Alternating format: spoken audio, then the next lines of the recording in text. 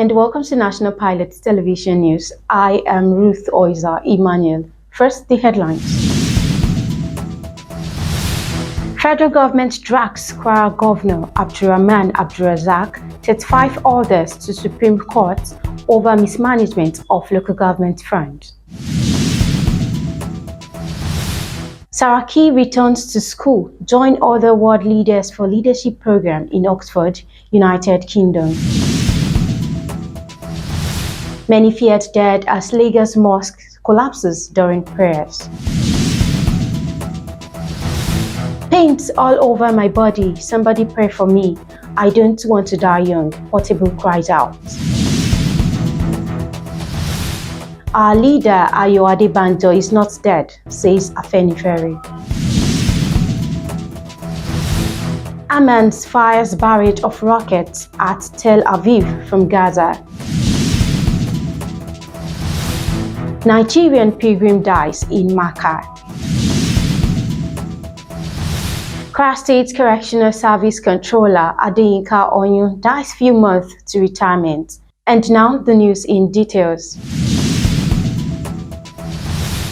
Prince Lateef Fagbemi, the Attorney General of the Federation and Minister of Justice, has filed a lawsuit in the Nigerian Supreme Court against the governors of the 36 states comprising the Federation, alleging wrongdoing and improper management of local government areas. Fagbemi is asking the Apex Court to invoke Section 1, 4, 5, 7, and 14 of the Constitution to declare that the state governors and houses of assembly are under obligations to ensure democratically system at the third tier of government in Nigeria, and to also invoke the same sections to hold that the governors cannot lawfully dissolve democratically elected local government councils. The originating summon was accompanied by a 13-paragraph affidavit deposed by one Kelechi Owairi from the Federal Ministry of Justice. The deponents averred that the AGF drew out the suits against the governors under the original jurisdiction of the Supreme Court on behalf of the federal government. O'Reilly stated that the local government system recognized by the Constitution is democratically elected local government councils, and that the amount due to local government councils from the Federation account is to be paid to local government system recognized by the Constitution. By the suit marked SC CV 343-2024, the federal government wants an order of the Supreme Court restraining governors from constituting caretaker committees to run the affairs of local governments as against the constitutionally recognized and guaranteed democratically system. The AGF is also praying the Apex Court to prohibit state governors from unilateral, arbitrary, and unlawful dissolution of democratically elected local government chairmen for local government administration. In addition, the AGF asked the court for an inductive order restraining the 36 states governors, their agents, and privy from receiving, spending, or tampering with funds released from the federal account for the benefit of local governments when no democratically elected local government system is put in place in the states. Former Senate President Dr. Abubakar Bukola Saraki has returned to the University of Oxford in the United Kingdom for further studies. Saraki, a UK-trained medical doctor and former governor of Kwara State, took his verified Facebook page to announce the development on Sunday. The two-time Kwara Central Senator said he was thrilled and excited to be back in class alongside other leaders and brilliant minds from around the world.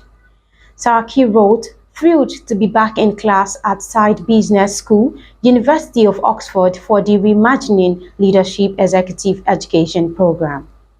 I am excited to dive right into the curriculum alongside other leaders and brilliant minds from around the world." Many people were feared dead on Sunday afternoon when a mosque collapsed in the Pakpa Ajao area of Lagos State. The mosque reportedly collapsed during the afternoon prayer. Many dead and injured bodies have been moved from the robbers, with many more feared trapped. Nigerian controversial singer Portable has taken to social media to urge netizens that they pray for God's intervention in his life because his whole body is aching him and he does not want to leave the world at a young age. Portable made the request through his official Instagram story, shared a video of himself receiving treatment at his home. Portable said, "Pain all over my body, somebody pray for me, I don't want to die young."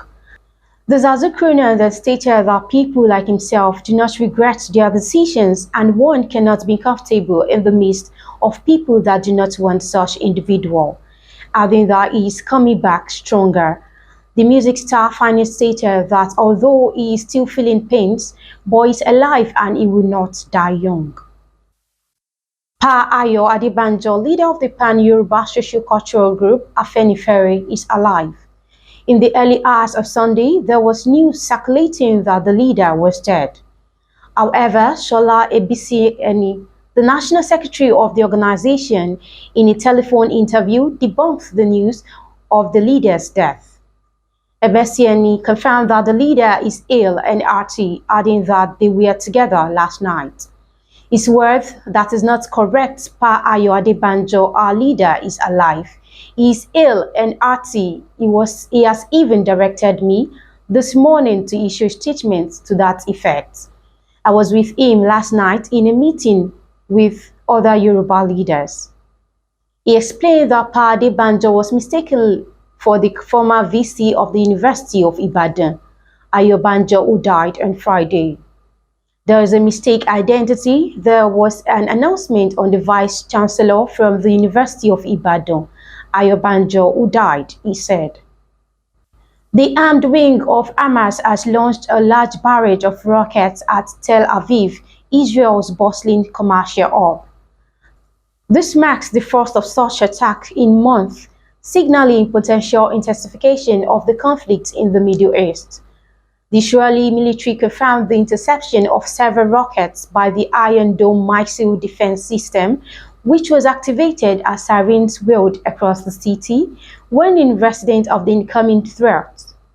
The attack came amidst reports of Israel seeking to renew a hostage deal with Gaza, adding complexity to the already fraught relations between the two sides.